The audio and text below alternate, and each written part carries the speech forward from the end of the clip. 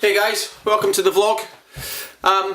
Today's training session is all about endurance miles over on Zwift.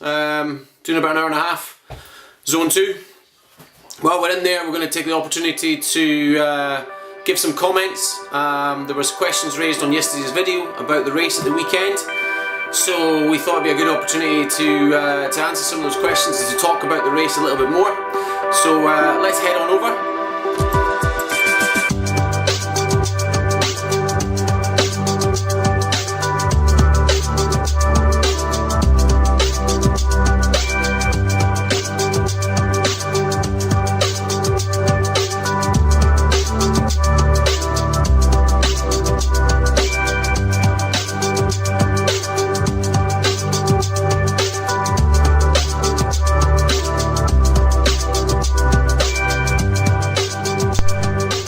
Hey everyone, so today the workout is endurance miles, so literally just turning the pedals over in zone 2. So for me it's 210 watts. Because we want to just keep at a steady pace, we've turned the ERG mode on. Normally we do our workouts outside of the ERG mode, but today we've got it on, so we don't need to think about our power. The smart trainer will work it out based on our RPM. So all we need to do is turn the pedals. The slower we turn, the more resistance kicks in to keep the watts at the 210. The faster we turn, resistance gets easier. So just turning the pedals, building up the endurance base, and then while we're doing that, we're just going to talk about the race at the weekend. I posted up a video yesterday about my experiences on my first crit, and there's a really good comment left down below, and it was asking about the specifics of the race. Why did I feel I get lapped? Was it because the front riders were just too strong?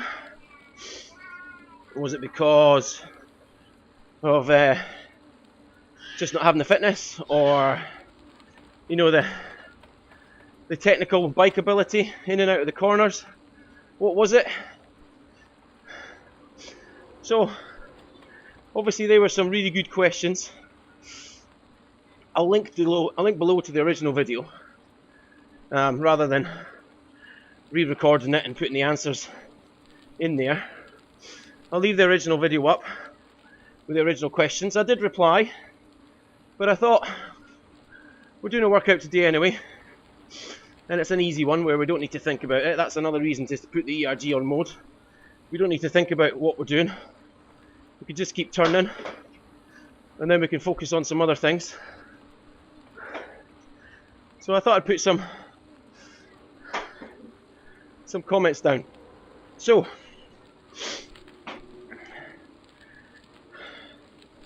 the race, Stirling's Bike Club, crit on campus, 40-minute criterium, 0.89 or 0.87 I think miles per lap. Really nice circuit. Not much climbing, a little bit, quite undulating in places. Cat 4 only. I was in race 2, so realistically it's a beginner's race. However, for those that either follow British cycling or are involved with British cycling themselves race-wise, you'll know that Cat 4 is where you start. To get out of Cat 4, you need to earn yourself 10 points in a season, and then you move up to Cat 3. Once you're in Cat 3, you never move back down. But Cat 4, you know, depending on who you've got in your races, you could be going to numerous races before you earn enough points to progress. So for me, it definitely was a beginner's race because it was my first ever race. For some of the others, looking at their British cycling profiles, it's not their first season, it's maybe their second or their third. So it's not, strictly speaking, a beginner's race. Although there were certainly a lot of people like me in their first season. So in that respect, yes it is. But it's a little bit of a mixed bag. So the result, I came 36th out of 50 finishers, which I thought was quite good. My training, if you've been following the channel at the moment, is not based around crit racing. It's working towards a Grand Fondo, which I'm doing at the end of this month. 80 miles, give or take, one or two. Very lumpy parkour. So my training has been around building a solid endurance base, working on power within the legs, and the ability to recover quickly. Now some of that certainly presses over into crit racing, but it wasn't the main focus of the training going into that race. That race was used more as a bit of fun, and also to see where the fitness levels were.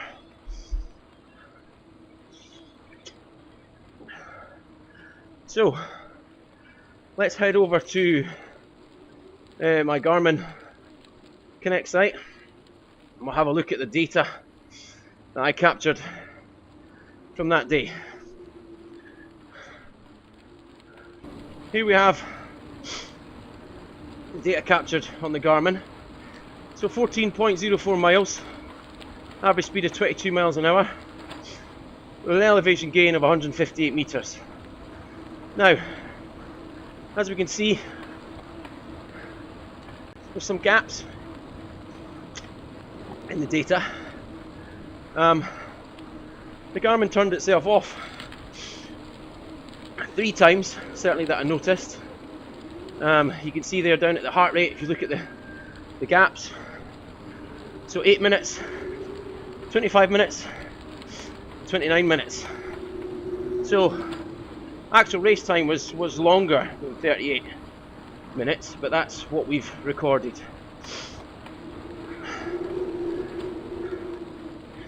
So what I think is interesting to look at is the power, because one of the questions was the front group too strong? So if we look at the heart rate first of all, my average heart rate for the day was 161 with a max of 171. Now, give or take a few beats per minute, that 171 is my max. I think strictly speaking it's 175. So, working hard, absolutely. Average moving speed, looking down that column, 22 miles an hour.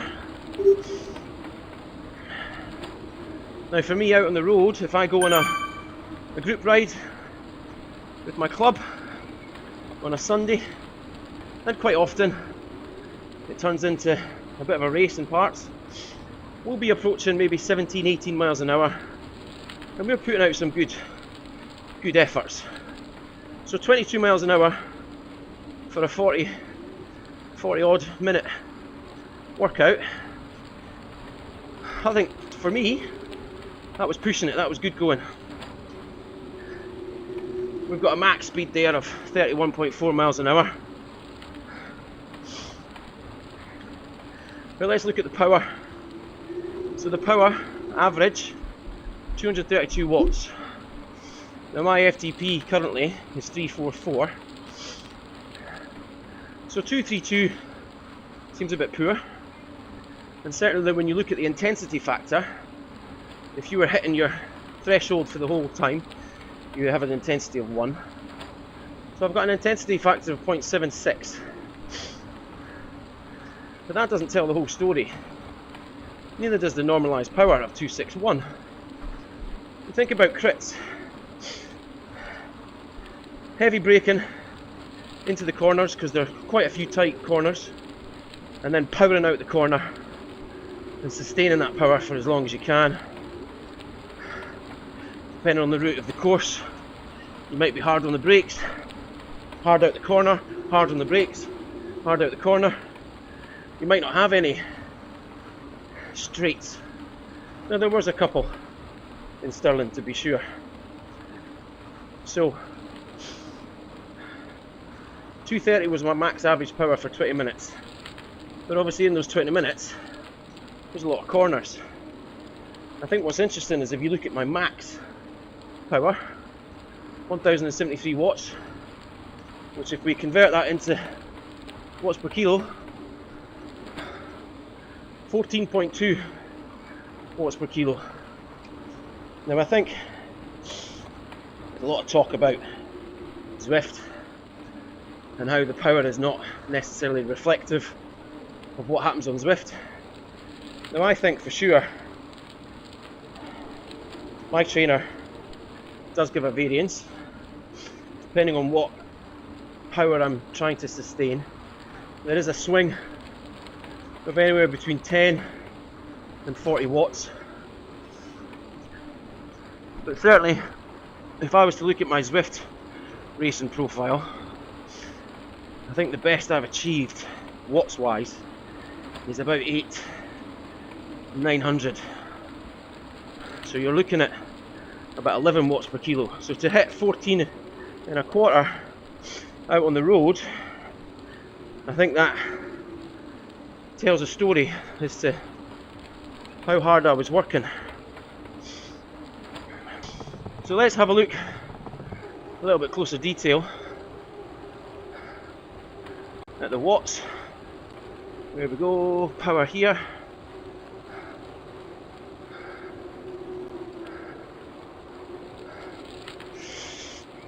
Okay, so there's the overall power profile. You can see the couple of gaps there, 8 minutes, leading up to 25 minutes, then 29 to 30. But you can see all the peaks and troughs. If we look at the first couple of minutes, you can see that power profile. Very, very erratic. Got 400 watts. That was coming up the straight because I didn't start the Garmin straight away. I thought it was on auto, but it didn't quite register because we were literally a couple hundred yards and then hard on the brakes for the first left-hander. So that's the power dropping down under 100. Straight back on the power, up to 800. Through a little S bend, dropping back down again. Back up 300. A little short delay, back up 800. Then just under 5. Then back down to 0. Back up again. Back down, back up, back down, back up. And that's pretty much the nature of the crit. So it's very much like an interval session, but one with very, very short intervals. So on the power max, and then off, on, off, on, off. Now certainly, again, as I say, if you've been following the channel, I've done a lot of intervals over the past few months. But my shortest interval is maybe about 20 seconds. And we're not 20 seconds sprinting, we're 20 seconds maybe pushing 400, so we're just going over FTP. So a lot of that work there is very much neuromuscular. High zone 6 into zone 7. I've not done a lot of work on that. The other thing I think it's very interesting to talk about with the nature of a crit. I know for a fact that I lost a lot of time in the corners. First corner, we've got 60 odd guys all screaming towards the first corner. Very, very tight, very nerve-wracking. You know, if you've been in a group ride, you should be used to, depending on, you know, the ability of your group, you should be used to riding in close proximity.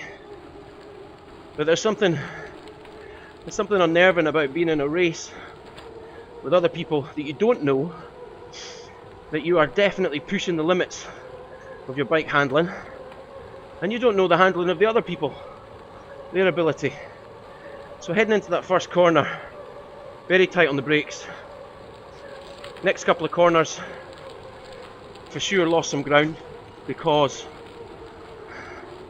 they maybe weren't as tight as the first one, but I was just wary of the fact that I don't want to crash. Coming into the second lap on the first corner, there was a guy who almost took me out. Basically he overcooked the corner, almost hit the feet of the barriers, so he slammed on his brakes.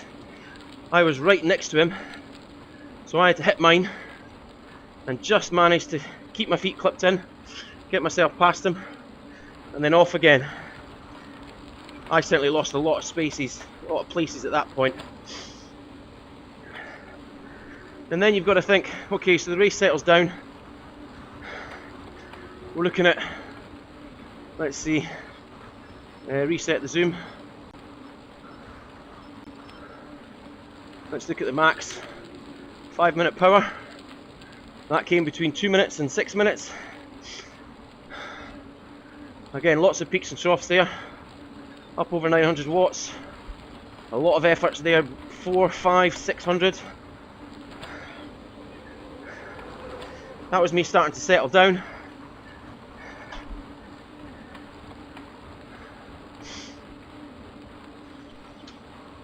Finding a rhythm. And as I said in the other video, as each lap progresses or each corner progresses, you're making a conscious effort to push your limit or find your limit. What is your cornering ability? Because I think, unless you've done racing before, you don't know how good a bike handler you are. You know, you may have avoided a few things on the road before, but you haven't been going as fast. You haven't been pushing it. So there's a lot of things going on for you to take in. The effort you're putting out, riders positioning around you, your position going into corners, road surface. A lot of things to process very, very quickly. And I guess all of that boils down to experience, which I don't have. So to answer the questions, I think that's also one of the reasons why I didn't get a higher position. I certainly didn't have any expectation going into the race, and I'm pretty chuffed with 36. Obviously I'd like to have been higher. It would have been a phenomenal result to come away with enough points to move up a cat within your first race. It would have also been phenomenal to place within the first 5. But being realistic, as I say, this race was just a marker to see where my fitness was. Not that my fitness was geared towards crits. So it was good to see where I am. I now know that, certainly when it comes to a crit, I've got enough fitness that I can race. Yeah, I got lapped with 5 to go, but then so did a lot of other people, obviously.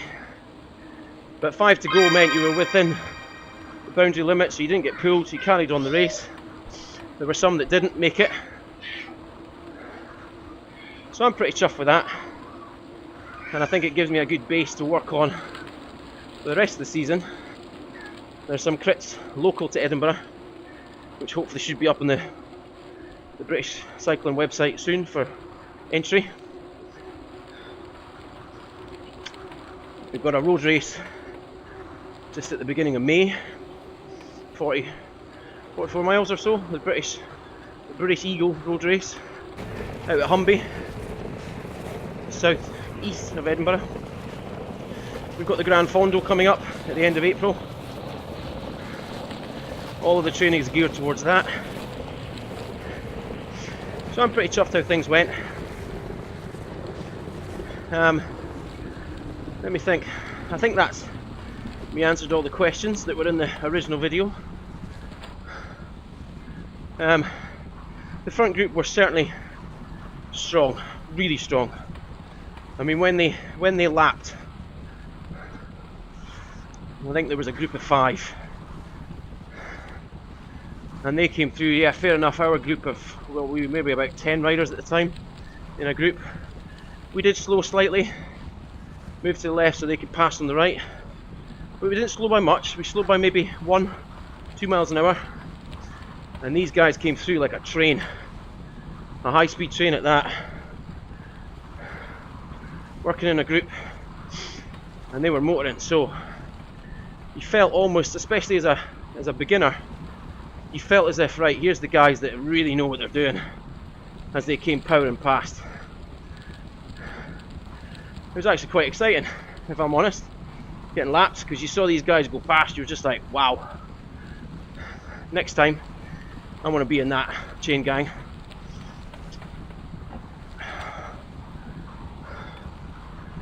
So hopefully that answers the questions a little bit better as to what happened in the race. The summary, which I put in the comments of the original video. So summary was, fitness could be a little bit better at handling those peaks and troughs, although I was working hard, so I don't think I could have worked any harder. Bike handling, for sure, needs to be improved when it comes to the cornering, and then also just being up there at the start. I started from the back just because I got my start time wrong by 10 minutes. I still made it within plenty of time, but by the time I got it onto the route, everyone else was already sitting and waiting at the start line because the other race had already finished 20 minutes earlier. So that was just a missed chance to be up a little bit further. That said, I did lose a lot of spaces in the corners, so I'm not sure it made too much of a difference to my final placing.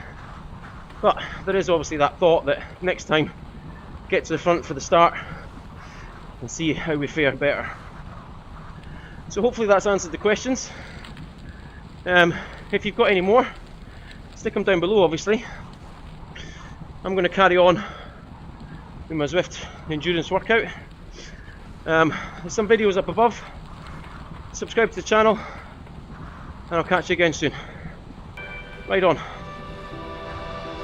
Like this.